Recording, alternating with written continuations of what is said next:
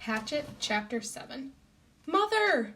He screamed it, and he could not be sure if the scream awakened him or the pain in his stomach. His whole abdomen was torn with great rolling jolts of pain that doubled him in the darkness of the little shelter, put him over and face down in the sand to moan again and again, "Mother, mother, mother!" Never anything like this. Never. It was as if all the berries, all the pits had exploded in the center of him, ripped and tore at him. He crawled out to the doorway and was sick in the sand, then crawled still farther and was sick again, vomiting, and with terrible diarrhea for over an hour, for over a year, he thought, until he was at last empty and drained of all strength. Then he crawled back into the shelter and fell again to the sand, but could not sleep at first, could do nothing except lie there, and his mind decided then to bring the memory up again. In the mall, every detail. His mother was sitting in the station wagon with the man, and she had leaned across and kissed him, kissed the man with the short blonde hair, and it was not a friendly peck, but a kiss where she turned her head over at an angle and put her mouth against the mouth of the blonde man who was not his father and kissed, mouth to mouth, and then brought her hand to touch his cheek, his forehead, while they were kissing, and Brian saw this thing that his mother did with the blonde man, saw the kiss that became the secret that his father still did not know all about. The memory was so real that he could feel the heat in the mall that day, could remember the worry that Terry would turn and see his mother, could remember the worry of the shame of it, and then the memory faded, and he slept again, awake. For a second, perhaps, too, he did not know where he was. Was he in his sleep somewhere?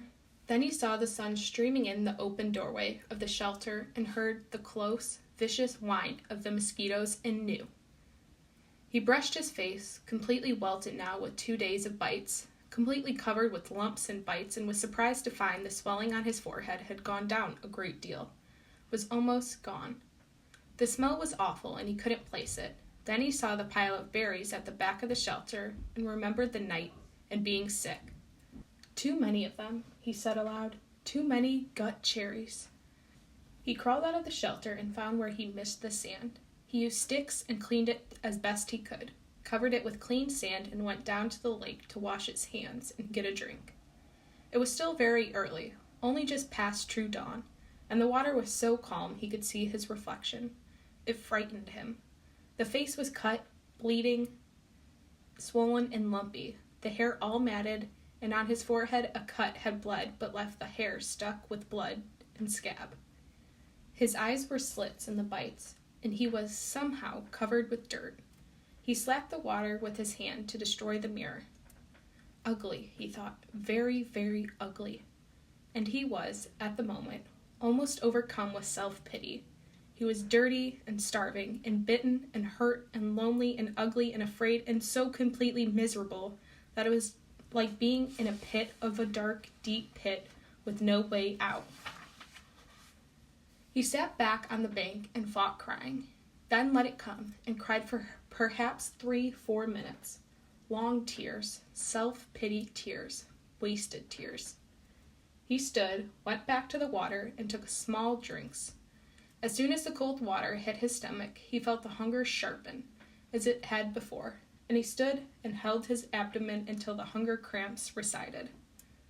He had to eat. He was weak with it again, down with hunger, and he had to eat.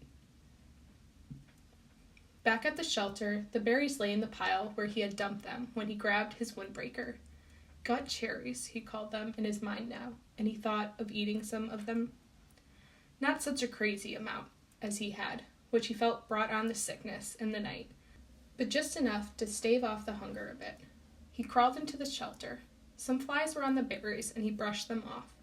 He selected only the berries that were solidly ripe, not the light red ones, but the berries that were dark, maroon red to black, and swollen in ripeness. When he had a small handful of them, he went back down to the lake, watched them in the water. A small fish scattered away when he splashed the water up, and he wished he had a fishing line and a hook. Then he ate them carefully, spitting out the pits. They were still tart, but had a sweetness to them, although they seemed to make his lips a bit numb. When he finished, he was still hungry, but the edge was gone and his legs didn't feel as weak as they had. He went back to the shelter. It took him a half an hour to go through the rest of the berries and sort them, putting all the fully ripe ones in a pile on some leaves, the rest in another pile. When he was done, he covered the 2 piles with grass. He tore from the lake shore to keep the flies off, and went back outside. They were awful berries, those gut berries, he thought, but there was food there. Food of some kind, and he could eat a bit more later tonight if he had to. For now, he had a full day ahead of him. He looked at the sky through the trees and saw that while there were clouds, they were scattered and did not seem to hold rain. There was a light breeze that seemed to keep the mosquitoes down, and he thought, looking up along the lakeshore, if there was one kind of berry there, should be other kinds, sweeter kinds. If he kept the lake in sight, as he had done yesterday, he should be all right, should be able to find home again, and it stopped him. He had actually thought it that time. Home, 3 days, no 2, or was it 3? Yes, this was the 3rd day, and he had thought of the shelter as home. He turned and looked at it, studied the crude work. The brush made a fair wall, not weather right, but it cut most of the wind off. He hadn't done so badly at that. Maybe it wasn't much, but also maybe it was all he had for a home. All right, he thought, so I'll call it home. He turned back and set off up the side of the lake, heading for the gut cherry bushes, his windbreaker bag in his hand. Things were bad, he thought, but maybe not that bad. Maybe he could find some better berries. When he came to the gut cherry bushes, he paused. The branches were empty of birds, but still had many berries, and some of those that had been merely red yesterday were now dark maroon to black, much riper. Maybe he should stay and pick them to save them. But the explosion in the night was still much in his memory, and he decided to go on. Gut cherries were food, but tricky to eat. He needed something better. Another 100 yards up the shore, there was a place where the wind had torn another path. These must have been fierce winds, he thought, to tear up places like this, as they had the path he found with the plane when he crashed. Here, the trees were not all the way down, but twisted and snapped off, halfway from the ground, so their tops were all down and rotted and gone, leaving the snags poking into the sky like broken teeth. It made for tons of dead and dry wood, and he wished once more he could get a fire going. It also made a kind of clearing. With the tops of the trees gone, the sun could get down to the ground, and it was filled with small thorny bushes that were covered with berries, raspberries. These he knew because there were some raspberry bushes in the park, and he and Terry were always picking and eating them when they biked past. The berries were full and ripe, and he tasted one to find it sweet, and with none of the problems of the gut cherries. Although they did not grow in clusters, there were many of them, and they were easy to pick, and Brian smiled and started eating. Sweet juice, he thought. Oh, they were sweet with just a tiny tang, and he picked and ate and picked and ate, and thought that he had never tasted anything this good. Soon as before, his stomach was full, but now he had some sense, and he did not gorge or cram more down. Instead, he picked more and put them in his windbreaker. Feeling the morning sun on his back and thinking he was rich with food now, just rich. And he heard a noise to his rear, a slight noise, and he turned and saw the bear. He could do nothing, think nothing. His tongue stained with berry juice stuck to the roof of his mouth, and he stared at the bear. It was black, with a cinnamon-colored nose. Not 20 feet from him, and big. No, huge. It was all black fur, and huge. He had seen one in the zoo in the city once, a black bear, but it had been from India or somewhere. This one was wild and much bigger than the one in the zoo, and it was right there. Right there. The sun caught the ends of the hairs along his back. Shining black and silky, the bear stood on its hind legs, half up, and studied Brian. Just studied him, then lowered itself and moved slowly to the left, eating berries as it rolled along. wolfing and delicately using its mouth to lift each berry from the stem, and in seconds it was gone, and Brian still had not moved. His tongue was stuck to the top of his mouth, the tip half out. His eyes were wide, his hands were reaching for a berry. Then he made a sound, a low It made no sense. It was just the sound of fear, of disbelief that something that large could have come so close to him without his knowing.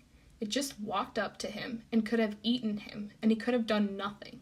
Nothing. And when the sound was half done, a thing happened to his legs, a thing he had nothing to do with, and they were running in the opposite direction from the bear, back toward the shelter. He would have run all the way in a panic, but after he had gone perhaps 50 yards, his brain took over and he slowed and finally stopped him. If the bear had wanted you, his brain said, he would have taken you. It is something to understand, he thought, not something to run away from. The bear was eating berries, not people. The bear made no move to hurt you, to threaten you. It stood to see you better, study you, then went on its way eating berries. It was a big bear, but it did not want you, did not want to cause you harm. And that is the thing to understand here. He turned and looked back at the stand of raspberries. The bear was gone, the birds were singing. He saw nothing that could hurt him. There was no danger here that he could sense, could feel. In the city at night, there was sometimes danger. You could not be in the park at night after dark because of the danger. But here, the bear had looked at him and moved on, and this filled his thoughts. The berries were so good, so sweet and rich, and his body was so empty. And the bear had almost indicated that it didn't mind sharing and just walked away from him. And the berries were so good. And he thought finally, if he did not go back and get the berries, he would have to eat the gut berries again tonight. That convinced him, and he walked slowly back to the raspberry patch and continued picking for the entire morning. Although with great caution, and once when a squirrel rustled some pine needles at the base of the tree, he nearly jumped out of his skin. About noon, the sun was almost straight overhead. The clouds began to thicken and look dark. In the moments it started to rain, and he took what he had picked and trotted back to the shelter. He had eaten probably 2 pounds of raspberries and had maybe another 3 pounds in his jacket, rolled in a pouch. He made it to the shelter just as the clouds completely opened and the rain roared down in sheets. Soon the sand outside was drenched, and there were rivulets running down to the lake, but instead he was dry and snug. He started to put the picked berries back into the sorted pile with the gut cherries, but noticed that the raspberries were seeping through the jacket. They were much softer than the gut berries, and apparently were being crushed a bit with their own weight.